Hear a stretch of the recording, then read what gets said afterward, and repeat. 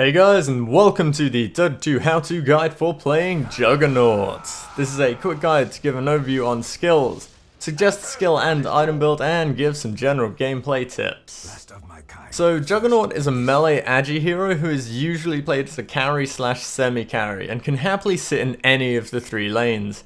He works really well in an off-lane 2-1-2 situation if you've got a strong slow-based hero with you. Jug starts with 20 strength, 20 agi and 14 int and gains 1.9, 2.85 and 1.4 respectively, meaning he's got low overall stats and relatively low stat gain except for his agi, but can snowball pretty damn hard due to his abilities which compensate for this. His first ability is Blade Fury. This causes Jugs to become magic immune and spin, dealing damage in a 250 radius around him for a duration of 5 seconds. With the damage ranging from 80 to 140 per second.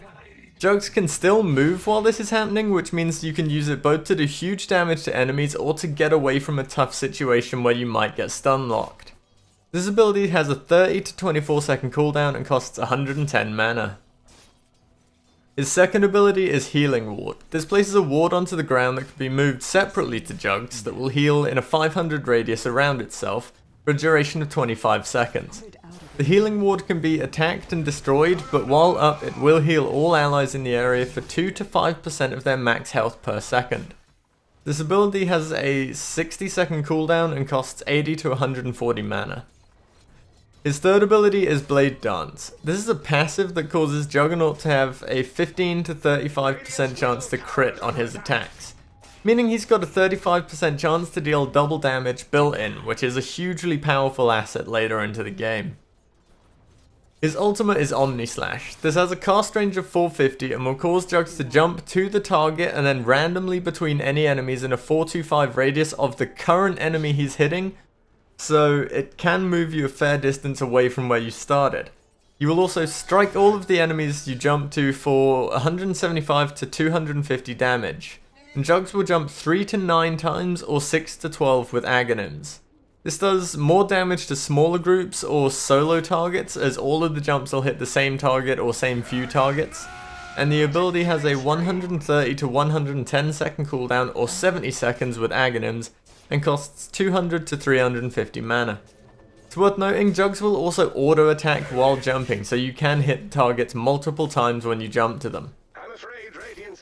Item wise on Jugs, I personally start with a Quelling Blade and Slippers of Agility, Tangos and Salve, and work towards getting Brown Boots and a Poor Man's Shield ASAP, following this up by finishing off Phase Boots and grabbing a Ring of Basilius. From this point I tend to go for getting a Yasha or sort of the full Vlads and Battle Fury, depending on how farm is going. I like having the Yasha because it gives the move speed, so it allows you to chase a lot more when you're spinning and everything. It's really good for engaging and escaping. Once those items are up, I generally will go for Aghanims or work on completing the Manta style, and after you've got the Manta and the Ags, grabbing a Butterfly or BKB is a fairly solid last pick, or you can even get a Desolator if you don't really need the extra survival, because it will apply minus armor before the Omni Slash damage, which means you'll do even more damage later on. Skills wise on Jugs, I see a lot of people taking Blade Dance early and I disagree with this heavily. It makes last hitting unreliable because you've got a chance to crit, and so if you're like wanting to hit a creep down so it goes into last hit range for your next auto attack, you may crit and lose it, but personally, I like taking Blade Fury at 1, 3, 5 and 7, with Healing Ward at 8, 14, 15 and 17, sometimes swapping it onto 5 if your lane needs survivability. Blade Dance at 9, 10, 12 and 13, and ult whenever possible with stats at 2 and 4 and all of the other normal stat levels. Reason for this is the early stats help a lot with survivability and mana, which is a big issue for you early game, and they also provide extra damage in a much more reliable way. General gameplay wise, on Jugs, you want a slow on your support hero that's going out to lane with you, to go for early game kills. If you're dual laning the safe lane, something like Venomancer or Skywrath are very good. They're also very good in the off lane. Or a long lockdown hero. A long lockdown hero like Naga can work too. In a tri lane, something like Veno and Skywrath with Jugs probably will just want to make the other guys quit because of how much early game kill potential you have in that lane. You just want to stay close to creep and last it as much as possible, but if your support says to go in for a kill and actually uses their slow on the guy, you need to instantly kind of react and spin on them, hugging as close to them as possible, and if you can, moving in front of them to block them. Early game kills allow Jugs to snowball, so work on getting them as much as possible. Now into the mid game, you can farm and push pretty fast and can often be out on your own. If you roam their jungle when Omni Slash is up, the person you find will almost certainly die if they're alone.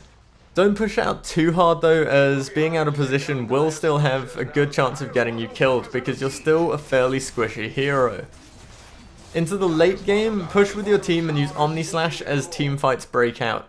You'll splash damage from the Battle Fury, and that will do a lot of damage to their team in the early stage of the fight, and it gives your team a real edge, and you can use Manto as soon as you stop to pop illusions around the guy you ended on and melt them very quickly. You can also use Healing Ward, and it should ideally be placed, I feel, near the back of the fight, or to keep it sort of alive as long as possible, or going for microing it around in the middle of the fight to try and make targeting quite hard on it. So I hope you guys have enjoyed this video and found some useful info here. If you have, please remember to leave a like. If you have anything to say, leave a comment, and for more Dota 2 videos and guides, subscribe to my channel. Hope you all have a great day, and I will see you next time.